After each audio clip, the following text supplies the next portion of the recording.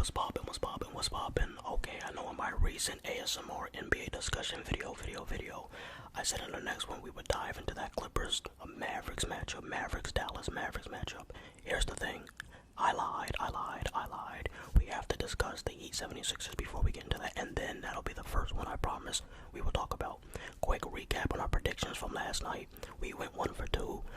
In my defense, it's harder to do the playing game predictions because it's a one-game scenario. You don't know what can happen, but we still walked out of that thing 1 for 2. The Kings smacked the Warriors in the second half. The Warriors were down and came back. The Kings did what I didn't think they could do without Malik Monk. But this is actually great as the president of the Shai Gilgeous-Alexander hate club, because I think the Kings and Pelicans are way better matchups, fully healthy, than the Warriors. The Warriors would have got smacked by the Thunder in 5 or 6. Trust me. So, and this is my next prediction. If the Kings get Malik Monk healthy, I'm picking a matchup against the Thunder. I'm picking the Kings versus the Thunder in 7. I'm picking the Kings in 7. If they get past the Pelicans. So, and before we dive into the Philly Heat matchup, I will talk about the Hawks Bulls at the end of the video, because do we care about it? I mean, we care, but do we really care about that matchup? Not really. Okay, alright, so let's get to it, man. Now, some things that stood out to me. Joel Embiid, game time decision. He's gonna definitely 100% play. Robert Covington, however, is out. Pretty big loss. 3-and-D player Terry Rozier. This is the biggest loss from both teams. I think Terry Rozier being out. If Terry was playing, I would pick Miami way more convincingly. I think Jamie Jazzquez is going to be the X factor in tonight's game. If he plays well, they'll probably win. If not, it's going to be way harder to generate points for Miami. Now their head-to-head game history. They both went 2 for 2, 2-and-2 against each other in the regular season. I'm not going to show any regular season stats because there's no point, because Philly, they were missing Joel Embiid, their best player for most of the season, and the Heat don't play up to par compared to how they do in the playoffs, so there's no point in talking about regular season statistics when talking about this matchup. So, okay, so now that I have that out the way, who the hell do you think I have winning? The answer is, I really think Philly can win because they have nobody that can stop Joel. But I gotta say Miami, so I'm gonna pick Miami. I think their physicality will start to wear down Philly in the second half, especially like in the fourth quarter. Now, this is the thing. Joel Embiid is Bam Adebayo is the only person on the Heat who can kind of maybe slow down Joel Embiid a little bit. He can't stop him. But after that, there's literally nobody who can even slow him down. So that's what's going to keep Philly in the game for a long, extended period of time, is the fact that they have nobody to stop Embiid, really, especially when Bam is on the bench. So if I'm them, I'm keeping Bam on them the whole time, and I'm helping with Kevin Love. Now Maxey, he's a very interesting piece to this Philly team. He has the potential to average damn near 30 in this game. I keep saying averaging like it's a series, it's one game. If this was a series, it would go like 6 or 7, that's how close it is. But Max, he has the ability to drop like 40. So if I'm them, I would just let Joel Embiid eat, because you have nobody that can stop him anyway, really. So just let Joel Embiid go get his 40, and then try to lock up everybody else. Similar to what the Timberwolves do to the Nuggets. And the Timberwolves usually play the Nuggets the best. They have like they play the best games against each other, like the closest games, and the most competitive in my opinion. So I think that as long as they neutralize Maxey and those shooters on the perimeter, I think that he'd have a very good chance of walking out of this game with a W, because you're not stopping Joel Embiid in the paint. Joel Embiid, even though he's coming out, no diddy. Even though he's coming off of an injury, he looks like he's in good shape. Like his face looks slimmer. He looks slimmer. And I just think like he's gonna dominate his matchup. So, I think Philly has a good chance. However, like I said, the physicality of the Heat, and the Heat's bench is gonna have to play well. That's why I said Jamie Jazzquez is the X factor, because I think Philly has a slightly deeper bench. I can't even talk. The Philadelphia 76ers have a deeper bench, especially with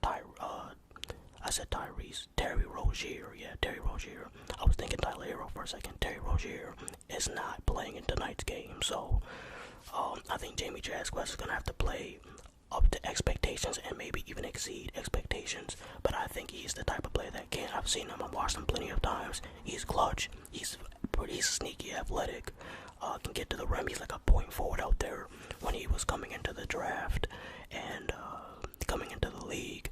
I said that he reminds me of a more athletic Danilo Gallinari, and I know some people probably were thinking, what, Danilo Gallinari? Danilo Gallinari was a problem in the Knicks in his prime. Those who watched 2010's basketball, they know Danilo Gallinari of the Knicks was like a do-it-all point forward who could shoot a little bit. That's what I saw when I saw him, especially at that height, 6'7", 6'8". I see that. But Bam, I think Bam can have the biggest impact on this game, because who's gonna stop him in the paint in terms of after like Joel Embiid? Because Joel Embiid, he's just getting back on the court. I'm sure there's gonna be times when Joel Embiid is out of the game and Bam is on the court. Philly, I don't think has anybody. Tobias Harris cannot handle Bam in the paint. So that's gonna be interesting to see how each team guards the other opposing team's big man when their best player isn't on the court. But I think overall Jimmy Butler's gonna kick it up a notch. He should score at least 25 with like 7 assists and maybe like a block and a couple steals. That's what I'm expecting from him. Tyler Hero, I think Tyler Hero can be the second or third best scorer on this Miami Heat squad tonight. I expect him to get somewhere between 14 and 20 points, and he has the ability like Tyrese Maxey to get hot at any moment.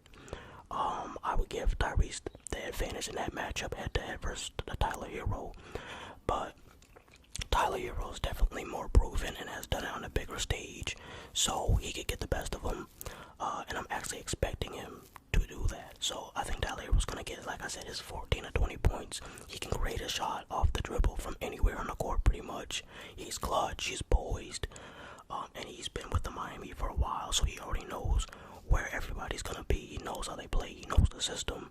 It just really put together in comparison to the Philly, who has a lot of new parts they got from that Clippers trade. They're just now being on the team for the first time. We got Nicholas Batum and players like that they acquired that are still have not played with Philly in long enough compared to like those Miami Heat players, especially with Rozier not being out there. Now the 76ers do have Kyle Lowry. That's going to be interesting to keep up with. Just because he's playing his former team, he might have some revenge you want to seek out because they got rid of him, and the Heat are a playoff contending, they're a championship contending team. So that's kind of like, it's kind of disrespectful. They're basically saying we feel like we can contend better without you. So that might be a little bit more extra motivation for Kyle Lowry to, stand out and get double-digit points in this game.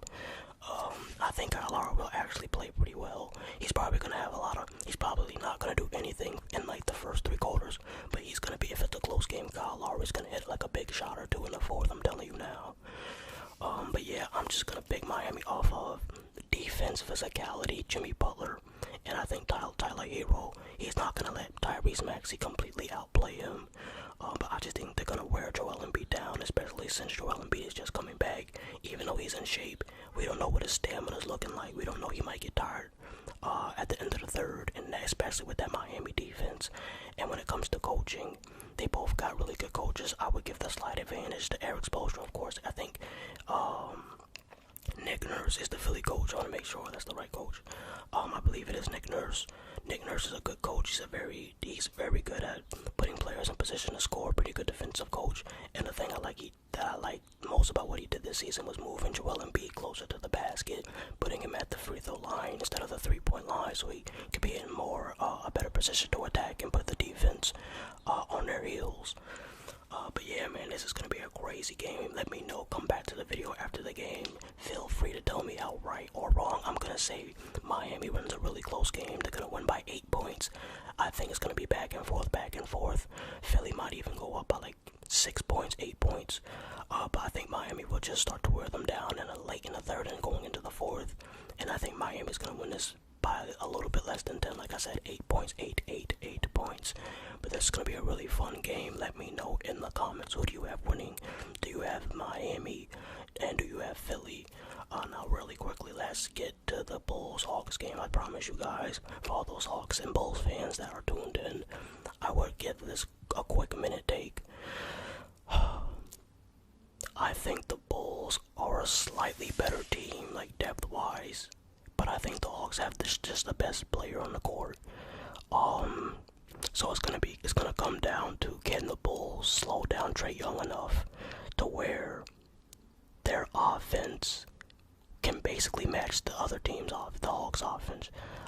That's what it's gonna come down to. Can they slow down Trae Young enough to where they don't have to put up a lot of points and still win the game, even though they're capable of? I'm just gonna pick. You know what? I'm gonna pick the Bulls. I'm gonna pick the Bulls. I know the Hawks should probably win this. Like I said, they have the best player, but you know what?